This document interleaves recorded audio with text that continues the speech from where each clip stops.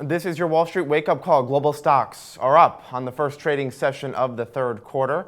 With me now is Josh Mahoney, a market analyst with IG based in London. So, Josh, in second quarter, the S&P 500 rose some 2%, so pretty significant increase there. And heading into the new quarter, we're on a high note here. Why are we seeing 3, maybe even 4 straight sessions of gains following last week's Brexit vote?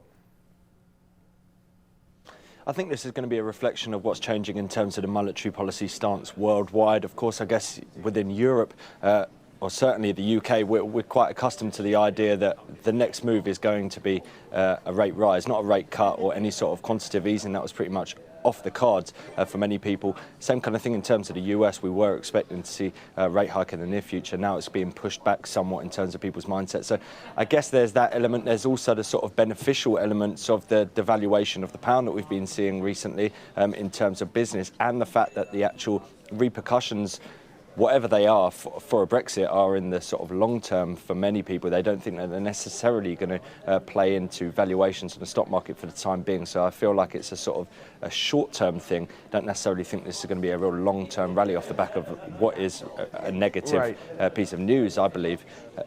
Josh, you're expecting a rate cut from the BOE, right? Yeah, so I think we're likely to see a rate cut, but the thing is that they don't necessarily have all too much sort of room for manoeuvre, so to speak, so we could see some sort of QE measure down the line. But all we know at the moment is that they are going to do some sort of easing in the summer. That's what we've heard from Mark Carney yesterday. What it will be remains to be seen. And heading into the second half, what's the playbook? Is it cash? Is it equities? You seem to be a little bit cautious. Yeah, I think people are going to be moving towards sort of so-called safe havens. The problem is one of the biggest safe havens recently has been the Japanese yen, and because of that, we've seen such strong appreciation in terms of the yen. We're likely to see something out of the BOJ. That being said, historically, BOJ, or recently anyway, any sort of action for the BOJ hasn't necessarily done all too much in terms of the valuation of the yen, because people really just keep flocking back to it instead of actually turning away from it. But we have seen the sort of rise of the US dollar, so I think we're likely to see a continued play moving out of the likes of euro dollar and cable. People really moving into the US dollar as that safe haven asset. We're also seeing a big upside in terms of gold, and considering we're seeing gold rising on days that we're actually seeing the indices rising as well, it makes you wonder what it's going to do on days when we're actually seeing some downside in terms of the indices. So I think moving away from where we are at the moment, it's more all about the safe haven plays, Asia stock markets over European stock markets, in particular German stock markets, and also the likes of gold and the US dollar. But we're also likely to see more accommodation from central banks, so that will likely be good for stocks. Are there any names that are must own in the second half?